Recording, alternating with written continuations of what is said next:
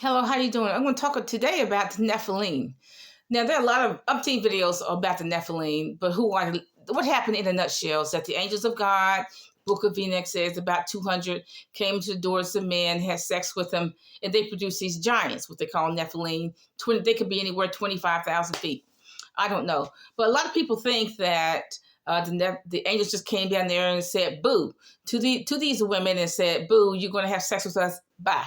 That's not, I'm a monster. That's not how it was. It was a seduction. It was a total seduction. The angels came down there. Well, miss, may I help you with your wood? Boing, just cut a tree just by waving a hand at it. Here's a pile of kindling wood. Boing, just touch the water. Here's some water, miss. It was a seduction. And you got to understand, man was used to seeing angels at that time. King David, King Saul was used to seeing angels. Okay, it was nothing for people in biblical times to see angels. They saw them often. Now, nowadays, you don't see that too much. If they did see an angel, then they're going to write a book about it or write a video about it and sell it to you for $15.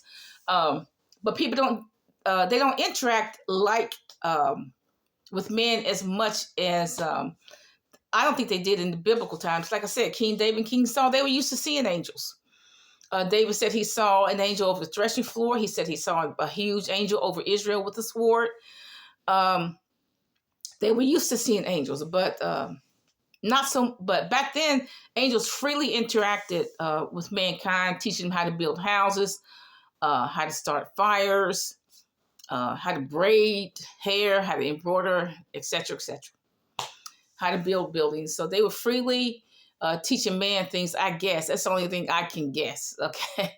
So these Nephilim, so these angels came into the daughters of men. It was a total seduction.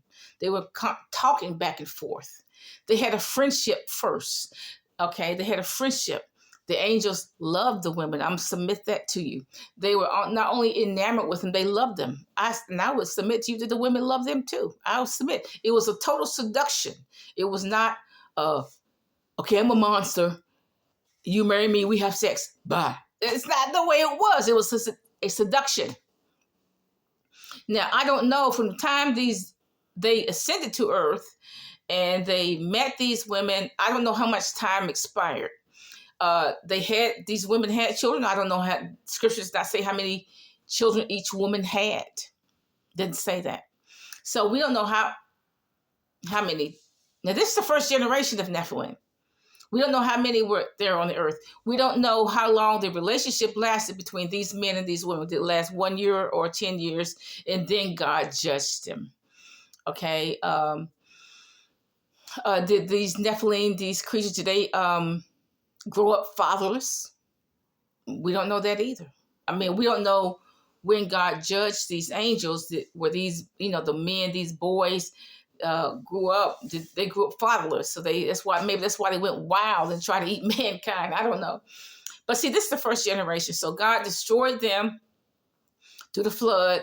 There was none left. Peter says there's none left but 8 souls. Noah, his wife, his son-in-laws, and his 3 daughters. That's all that was left. Okay, so there were no survivors. Okay, now after the flood, there was another incursion, obviously, because all of a sudden Joshua is dealing with the giants. From Joshua to David and King Saul, it's King David and King Saul, they're dealing with giants. So there was another incursion of a lesser angel. I think the first set of angels in Genesis chapter 6 were very tall, muscular, warrior angels. The watchers, I think they're warrior angels. But I think the next incursions after Genesis chapter 6, after the flood, were the lesser angels. I mean, maybe they were 6 or 7 feet tall. But I think they came again into the daughters of men again. Because like I said, now Joshua's dealing with them. And now up to King David and King Saul, they're dealing with giants. Taller than normal beings, okay? So now why the second set of angels did this after they saw what after the first set, I don't know. They saw the first set, God put them in a section of hell to be reserved into judgment and cover them with darkness. Now, why they knew about that judgment, why they were willing to sin again after their manner, despite that first judgment, I don't know. But I'm sure God put them down there too. But like I said, you have these angels from after the flood up to King David and so on. I think there were multiple incursions, but the Bible does not say how many incursions there were. But at some point, I think that the Lord said, you all choose this day whom you're going to serve, and they stopped doing it. So now King David had to deal with the giants. Some giants, according to Enoch, went to God, said, you go into the crevices of the rocks. So they cannot ascend to heaven because there's no redemption plan for them. There's no redemption plan. Redemption is only for man. It's not for giants. It's not for these aberrations, abominations. It's not. They can't descend to hell because, like I said, hell was just for the devil and his angels. And it's not, and for man, when he goes there, it's not for these aberrations. So I guess they remain on earth. My guess is that they remain on earth. There are still some giants on the earth. They are all over the world. There's in North America. They don't even speak, I don't know what kind of language they speak. They're in South America, Africa. They are still all over the world, but they are in the crags of the rocks. There's some in the Solomon Islands. There's some in Antarctica. So I guess they're in the crags of the rock. Okay. And some people have seen them. And if you do see them, you're going to get in trouble with the CIA. Okay. But look, there's still some giants on the earth. Like I said, God destroyed a lot of them. He turned a lot to stone. He turned a lot of them to stone, which you see those structures everywhere. They're not man-made.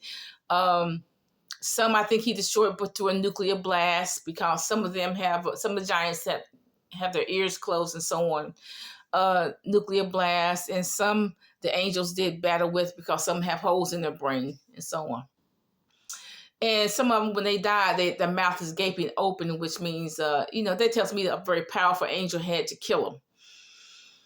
Okay, so they're still here on the earth. Some are even alive and well. You got the giant of Kandahar. He's only one. And so telling that giant of Kandahar, that's just one that got killed. Okay, I don't know how many is on the earth. And this is telling how old they were, because you got to understand the angels are eternal beings. So eternal, immortal beings have a child with mortal beings. So those giants that they find on the earth now could be tens of thousands of years old. I don't know. They could be tens of thousands of years old. So the Nephilim, it was a seduction. It was not like the angels came down here and said, "Boo, y'all have sex with me right now." It's not. It was a total seduction. Have a nice day.